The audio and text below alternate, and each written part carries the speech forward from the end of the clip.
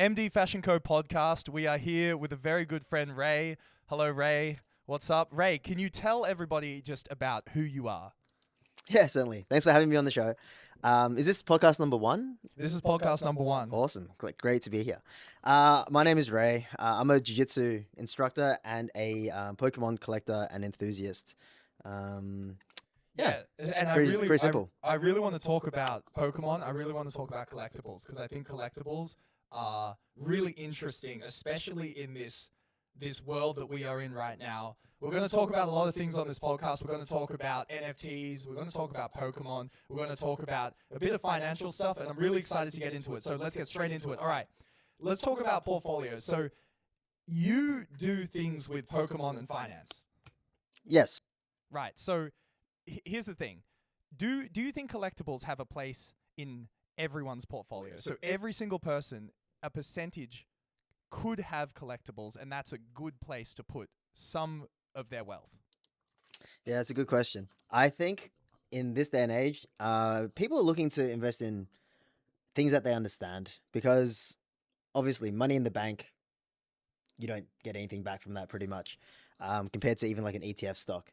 So people are looking for ways to have money work for them. And I think collectibles is the strongest thing to invest money in right now, especially Wow. Pokemon. However, doesn't mean I recommend it because I think it was Warren Buffett that said this, which is only invest in what you understand. Correct. He did say So I really think to stick true to that. If you're not interested in Pokemon cards and collectibles, invest in something else. It can be, I don't know, stamps, whatever you want. And we can go, of course, we will go into why I believe collectibles is that strong. But yeah, Okay, in terms of a portfolio, I would say treat it as a cryptocurrency. Put maybe like 10% in, or more. Okay. So, all right. So let's talk about what we're talking about here is that physical collectibles, right? And those don't have to be Pokemon cards. Those can be in anything, right? So physical collectibles, things that I like to look at are like used movie props. So from The Wizard of Oz, you could have like Dorothy's costume, right? That is a very decentralized form of holding some value, right? But the issue is, in 200 years, who is going to care about that Dorothy's outfit, right? I think a lot of people who are 18 and under right now, if you ask them, Wizard of Oz, have you seen that movie? Maybe they would say Frozen, right? So if when that person grows up and has the ability to buy that costume, which that costume's value now, let's just say, is $100,000 US, are they willing to pay for it? And this is the reality. Will someone be around to pay for it in that amount of time? And this is where I think collectibles, when it comes to portfolios, it's all about a time preference, right? And so there are pros and cons to Pokemon cards, but I think the massive cons would mean that you probably shouldn't invest in it, right? And even in physical collectibles, I don't even think you should if you care about storing your value for 100 years or more, right? That's a philosophical question whether or not you should even want wealth after you die. I understand that. But my question to you is, you said collectibles are so strong, right? If you understand it, I get it. And if you buy right, but my question is, who's going to care about Pokemon in 100 years? What do you say to that? Excellent. I love this. This is great. So a few things. We can talk about cycles. Yeah. And old money versus new money, right? Okay. Because it's important to distinguish where the wealth is generated from and the timeline of these things. If you buy a property, you could hold that for long timelines and have, that asset appreciation. Right.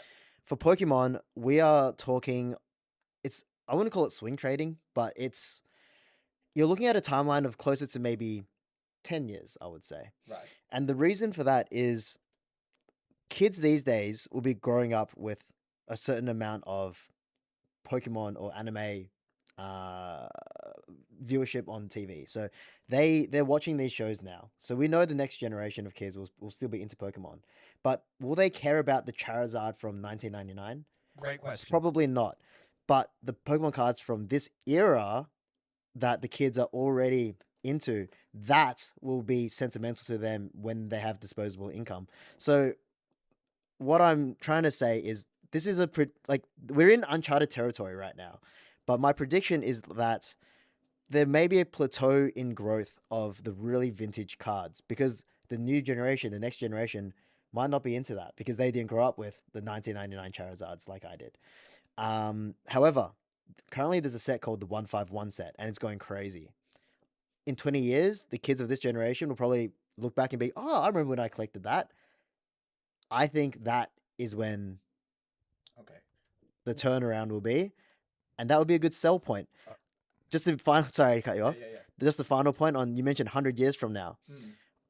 If Pokemon stop streaming on shows, if they stop creating new shows, if kids aren't watching anymore and consuming this, then obviously the market's going to change and shift. So there's zero certainty of this going on, this lasting indefinitely. Of Okay. course not. All right, we're gonna get technical here, guys. If you're watching this and you don't know about Pokemon, I'm gonna get very technical about this. All right, so you said the kids are gonna have an attraction to the modern Pokemon, right? They're not necessarily gonna have an attraction to the Wizards of the Coast. Okay, now let's look at Marvel. I want to use this as an example. So just because the Avengers came out a few years ago, right? The original Hulk is still selling for a lot because people still with the seeing the Avengers, they go, okay, where was the first time that the Hulk was ever shown in a comic book? That's valuable to me. So I actually do think that definitely when kids grow up, Charizard's obviously still going to be a part of the Pokemon thing because that's what Charizard is. I think there'll always be a demand for a base set Charizard in this generation and the next generation. I'm not disputing that. Now let's get a bit technical here, right? The things that make base set and Wizards of the Coast Pokemon so valuable is that Wizards of the Coast isn't around anymore. They don't make Pokemon anymore, right? So they literally cannot be replicated. However, the new sets of Pokemon, I believe they don't even have first edition stamps anymore. Is that correct? Right? So what I'm saying is they can be mass produced, new Pokemon. What say you to that? Yeah, great point. Great point. How much do you know about new sets? Are you up to date with the new trends, or? I know that I think around X and Y, they stopped doing first edition. Cool, awesome. Yeah. So yes, they stopped printing first edition on cards. Modern cards are printed way more than than previously, to an insane amount. So supply is definitely off the roof. However, demand is completely absorbing all of the supply still. So we're in a place where the recommended retail prices of all Pokemon products are below that of the actual market due to supply and demand. I think your question on unlimited printing, it is possible. However, it is known that all sets go out of print after three years is like the ballpark. So they rotate out sets. When new sets come out, they stop printing the old sets. And so hypothetically, the supply after those 3 years is capped completely. I don't trust it. It is if you put yourself in Pokemon shoes, they're printing new sets on demand. They only have so many printing facilities. It doesn't make sense for them to go back 5 years and print things 5 years ago when there's a demand for the current set. Cool. Let me explain where it does make sense. Okay, and I'm going to use the example of Rolex watches, right? It makes sense for them to go back and print old sets if the old sets are literally selling for 100 times on the secondary market.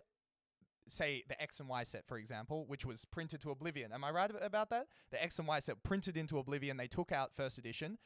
If that an X and Y box is selling for hypothetically $1 million US, the Pokemon company would 100% reprint that set, in my opinion, because they are a business. All right. Now, if you want to respond to that, you can respond to that. But I'll give an analogy to the Rolex watches. So for a long time after 2020, you couldn't walk into a Rolex store and buy a Rolex. You just couldn't, right? And you know that, right? So you had to go on a wait list and, oh, no, sorry, so we have no Rolexes. We have no Rolexes. What did Rolexes do? They raised the price of the watches they did have because, yes, they couldn't make enough watches for the demand, right? So they raised the price of Rolexes until there was a point where like people couldn't afford it. You get what I'm saying? And then it equaled out. But Rolex took that extra premium. So now a Rolex costs a lot more than it used to. maybe in 2016 it cost like 7,000 Australian dollars for an Oyster Perpetual. Now, correct me if I'm wrong, we can look this up. It's like 11,000, right? They've just raised the price on the same product. This is an antiquated piece of technology. So, all right, so you know what I'm asking you, right? So, like, the thing that is stopping Pokemon from reprinting old sets is that it's not valuable enough yet. What say you to that? I think so. RRP always changes. So in your example of Rolex watches, Yeah. they changed what they have to sell to consumer because the market price was increasing, so they increased their prices. Correct. That makes total sense. Correct. Pokemon has just done the same thing, and they might do another price increase next year. So prices will increase based on demand and supply. It only makes sense that Pokemon cards will be more and more expensive when every single print run is being sold out like that. I'm not sure if you're aware, but basically you can't get stock online at retail prices anywhere around the world. It's global. Yeah, It's yeah. English product is just globally unattainable at retail prices. There's lots of big money moving into the market now, and the Pokemon market isn't as big as you think. Yeah.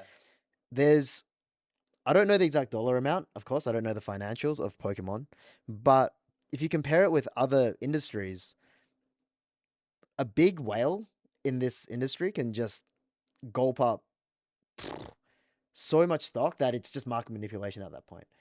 Just like Bitcoin. Like if you, For sure, you'll have for a sure. you'll have a whale that just buys up all the Bitcoin, jacks up the prices, and then slow sells. It's easier than Bitcoin. It's easier to do that in Pokemon than it is to do in Bitcoin. This happens in Yu-Gi-Oh! So people will go into TCG Player and just buy the entire stock of a card and then just set the market. They'll just say, okay, this card is now $500 each. Yeah, that's happening right now in Pokemon. Okay, right. And that is definitely the case. Now let's go back to the initial thing I said. Do collectibles have a place in everyone's portfolio? All right. So I think that Wizards of the Coast is good for our lifetime. If you buy Wizards of the Coast, I would go PSA graded Shadowless Charizard. That's what I would go. Base set Charizard or base set anything, right? That's what I would go if I wanted to hold value. But anything modern, in my opinion, I just don't see the value. If you're holding X and Y sealed boxes, this is just my opinion. Again, I'm not sophisticated in the collectibles like thing. I'm more sophisticated in Yu-Gi-Oh! But anything modern, not having first edition and just saying a trust me bro guarantee from Pokemon. Oh, trust me, we're not going to print anymore. It's like I just don't see it ever getting to the point of a Wizards of the Coast or even like Black Lotus to talk about Magic, right? It's like they're never going to make an alpha and beta again, right? Because they can't. They just don't have the same card stock. Right? Yep. No, I agree with that. Yeah. What did you mention earlier? The company that Counter Strike skins, right? Do you want to touch on that? Because let's talk about it. but before you do, I think that yes, we're putting a lot of faith in Pokemon Company not reprinting old sets. That is the risk, 100%. That is the one big risk. If they do start reprinting sets from 5 years ago, all of those sets will devalue, just like the CS:GO skins that we'll talk about in 2 seconds. But historically, Pokemon sets upon release have always taken the same trajectory at different velocities, and they've always gone up from release day.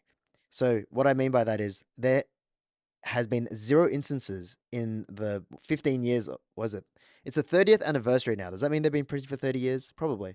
So in the past 30 years, there's not been a case where the market price of a Pokemon set, I'm talking specifically sealed products, has gone below the release price. Which means if you go into the market and you buy anything Pokemon today at RRP, historically, there's a 100% success rate that in the future, you're going to make money on that. 100% success rate based on past statistics. Yes, based on past statistics, there is 100% success rate. Okay,